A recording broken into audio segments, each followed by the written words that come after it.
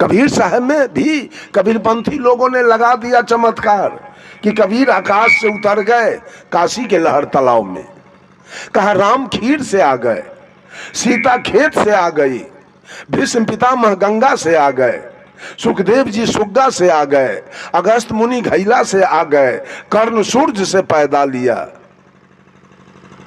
संभव है? कारण कार्य व्यवस्था को कहीं कहां रख दीजिएगा? कारण कार्य व्यवस्था को कहां ले जाइएगा? बिना कारण के कार्य होगा? माटी हो पानी, माटी पानी हो और कुम्हार हो और चाक डंडा न हो, काम हो जाएगा? और चाक डंडा हो, कुम्हार हो, अब मिट्टी पानी न हो, तब क्या होगा? काम होगा? और मिट्टी पानी हो, चाक डंडा हो और कुम्हार न हो, तब क्या होगा? कारण तीन है, उपादान कारण, निमित्त कारण और साधारण कारण। जब तीनों कारण लगते हैं तो कार्य प्रारंभ हो जाता है। अगर मां न हो, पिता न हो तो ये शरीर कहां से बनेगा? आकाश में कैसे बन गया शरीर? मैं तो कहता हूं किसी विद्यार्थी को अगर एग्जामिनेशन में पूछा जाए कि सदगुरु कबीर कैसे आए और वो विद्यार्थी लिख दे आकाश से आए, तो एग्जामिनर नंबर देगा कि काटेगा? फेल होगा लड़का कि पास होगा? बोलिए, फेल होगा ना? बंधुओं, ये चमत्कार की बात बोल बोल करके जब भगवान राम विवाह करने जनकपुर गए तो मरवा पर बैठे हुए थे। जब दुल्हा जाता है विवाह करने तो गांव के माने युवती लड़की सब दुल्हा से मजाक करने के लिए आती है। जब राम मरवा पर बैठे थे तो जनकपुर के लड़की सब, युवती सब आ गई और भगवान राम से कहती है, ए पाहुन जी, अति उदार कर तू तीदार, अवधपुरी की बामा, खीर खाए पैदा सुत करती, पति कर कुछ नहीं कामा। ए पाहुन जी, आपके अयोध्या के नारी सब इतना उदार विचार की है, खीरे खा के बच्चा पैदा करती है, दुल्हा के कोई जरूरी नहीं। अयोध्या में दुल्हा के कोई जरूरी नहीं है, खीर से बच्चा पैदा होता है। भगवान राम तो लजा गए। सखी बचन सुन के रघुनंदन बोले मृदु मुस्काते, आपन चाल छिपा बहु प्यारी, करहु आन की बात। भगवान राम मरवा पर कहते हैं, कोई नहीं जन्मे मातु पिता बिनु, बांधे वेद की नीति, तुम्हारे तो सब मही से उपजे, हमरे अस नहीं रीति। कहा क्या है? अपना शिकायत छिपाती हो और हमको बेइज्जत करने आई हो मरवा पर? अरे यही ना कहने आई हो कि अयोध्या में खीर से बच्चा पैदा होता है, दुल्हा के जरूरी ना है। तो हम भी सुने हैं जनकपुर में खेत से बच्चा पैदा होता है, दुल्हन के जरूरी ना। ये चमत्कार की बात सब, झूठ फूस की बात सब बता बता करके इस भोली भाली जनता के, देखिए अध्यात्म में, अध्यात्म जिसका नाम है उसमें कोई मिलावटबाजी करता है, उसमें कोई झूठ फेंकता है, उसमें कोई गलत बात बोलता है, तो उसके ऐसा गद्दार इस धरती पर कोई नहीं माना जाएगा। क्यों? दूध में पानी मिलाया गया उतना नुकसान नहीं होगा, आटा में चोकर मिलाया गया उतना नुकसान नहीं होगा, घी में डलडा मिलाया गया उतना नुकसान नहीं है, चावल में कंकर मिलाया गया उतना नुकसान नहीं है। लेकिन अध्यात्म में चमत्कार मिलाया गया तो जनता के लिए स्वर्ग नरक का सवाल पैदा लेता है, कल्याण का सवाल पैदा लेता है। ये मिलावटबाजी करने वाले एक नंबर के हत्यारा माने जाएंगे। किसी के जीवन को इन्होंने नुकसान पहुंचाना शुरू किया है। बंधुओं, जरा इस पर विचार किया जाए।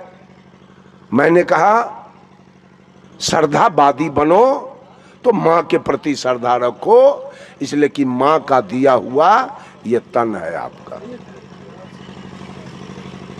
मां का दिया हुआ ये तन है। और आपको पढ़ा लिखा के इंजीनियर कौन बनाया था, डॉक्टर कौन बनाया था, प्रोफेसर कौन बनाया था, एसपी डीएसपी कौन बनाया था, कलेक्टर कौन बनाया था? पिता ने। सारा खर्चा देकर, मजदूरी करके, बटैया जोत के, ठीका जोत के, मवेशी पाल के, दुकानदारी करके, आधा पेट खा करके, फाटल कपड़ा पहन के, और आपके लिए सब कुछ किया। वही पिता ने आपको इंजीनियर, डॉक्टर, प्रोफेसर बनाया। उसी पिता ने आपके लिए जमीन खरीदा, उसी पिता ने आपके लिए महल मकान बनाया, उसी पिता ने आपके लिए गाड़ी घोड़ा खरीदा, उसी पिता ने आपके लिए गाय भैंस खरीदा, और उसी पिता ने आपका विवाह शादी कराया। आज बेटा किसका पूजा कर रहा है, किसका लागत है मेरे जीवन में? गौर कीजिए, मेरे जीवन में किसका लागत है, किसकी पूजा होनी चाहिए? साहब कबीर ने कहा पिता की सेवा होनी चाहिए, माँ की सेवा होनी चाहिए, और पिता की सेवा होनी चाहिए। ये दोनों का लागत मेरे जीवन में है। माँ ने तन दिया है और पिता ने धन दिया है। और तीसरा, हम मांस खा रहे थे, मछली खा रहे थे, ताड़ी दारू पी रहे थे, गांजा भांग पी रहे थे, बीड़ी सिगरेट पी रहे थे, हम चोरी बेईमानी दलाली घुसखोरी कर रहे थे। ये क्या बाजार लगाया ये बूढ़ा?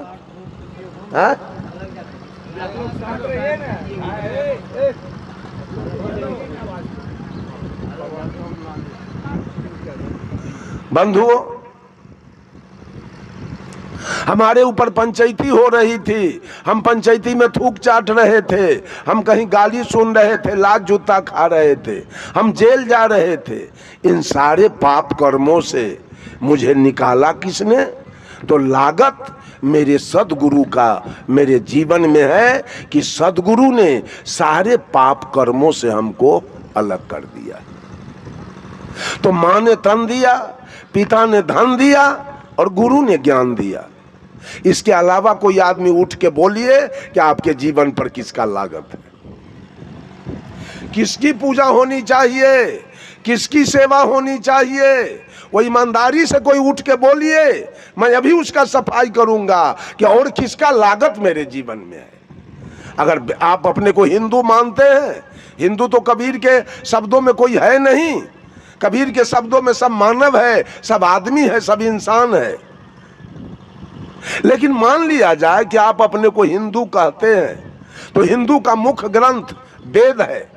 और वेद ने किस देवता को माना? वेद ने कहा मातृ देवो भव, वेद ने कहा पितृ देवो भव, वेद ने कहा आचार्य देवो भव, और वेद ने कहा अतिथि देवो भव।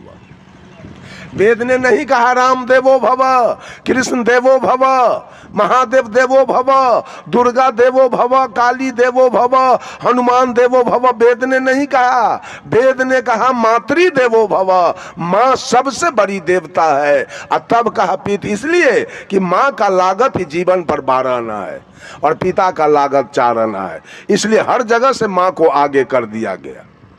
मातृ देवो भव, पितृ देवो भव, आचार्य देवो भव, और ये जो बैठे हुए अतिथि हैं, ये सभी देवता के रूप में बैठे हैं।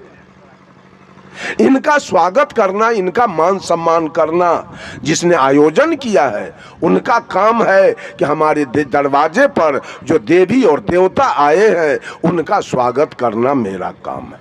ये 4 देवता है। विवेकानंद जी ने तो 2 देवता और बढ़ाया।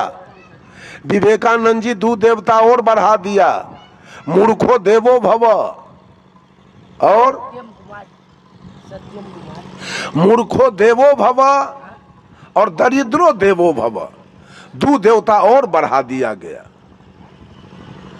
बंधुओं, यही आपके देवता हैं। इनका लागत, इनका कर्ज आपके सिर पर है। इनका कर्ज सधा लीजिए, इनका लागत वापस कीजिए। अगर आप वापस नहीं करते हैं और जिंदगी भर अंधश्रद्धा में पड़कर जहाँ तहाँ अगरबत्ती बार रहे हैं, जहाँ तहाँ पानी ढार रहे हैं, जहाँ तहाँ नमस्कार प्रणाम कर रहे हैं, ये सारा कर्जा बकाया रहेगा और आपको कभी मुक्ति मिलने वाली और कभी कल्याण मिलने वाला नहीं होगा। अंत में आपको नरकगामी बन जाना पड़ेगा।